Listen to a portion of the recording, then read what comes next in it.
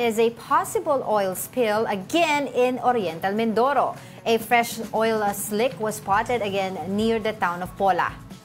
Now, this happened over a year after the tanker MT Princess Empress sank near the town and caused an oil spill. The oil slick was seen 620 meters from the shore of Barangay Buhay, Natubig. Pola Mayor Jennifer Cruz said she is still seeking answers from the Philippine Coast Guard or PCG about the possible source of the oil slick. PCG insisted that the oil could not come from the sunken MT Princess Empress because its tank is already empty.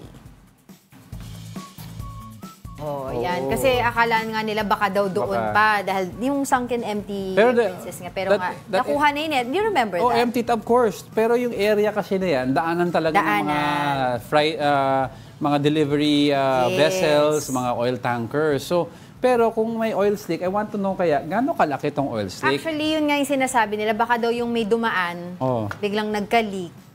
Kaya maliit na leak. Kaya gano'n. So they're still investigating. Kawawa naman sila because they're still recovering from the last oil slick. And yung mga marine creatures natin, talagang it takes years and decades bago sila mag-propagate ulit. Yung mga namatay, ha? Totoo. Plus, of course, kasi kung merong may kasalanan dyan, of course, di ba, na dumaan dyan na barko at nagkalat, and they need to be held accountable. The mere fact that they don't know yung source yet, that means siguro may dumaan, nagkalat, tapos wala na. Ang problem dyan, paano mo malalaman? Hindi, may mga ano yan, di ba? May mga logs ba yan? May mga navigation, di ba? Parang natitrack ni Ray Powell yung movement ng boat. So baka they can check yung day na nagkaroon ng spill na yan, sino yung mga dumaan doon. Marami na daw yung nakuha nilang parang... Info. Oil? Oil. Okay. Oo, hinahanap ko saan ko nabasa kanina, nakalimutan ko na nawala na. Oo, kasi they're just recovering from the recent oil spill. Tapos meron na naman ganito. Diba? Aside from kasi yung effect on marine life, also yung air.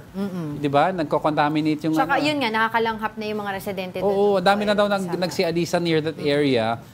Tsaka yung livelihood na nawala. So, 3 sako na yung nakukolekta nila ng oil-contaminated, galing sa mga oil-contaminated debris. 3 sack? 3 sako.